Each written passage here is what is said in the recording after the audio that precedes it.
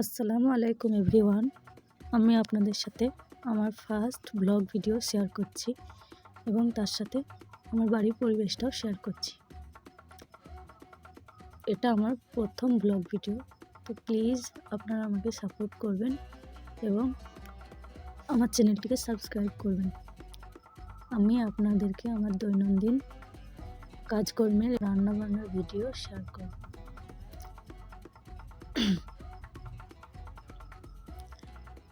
এটা যেহেতু আমার প্রথম ব্লগ ভিডিও, তো আমি প্রচুর নার্ভাস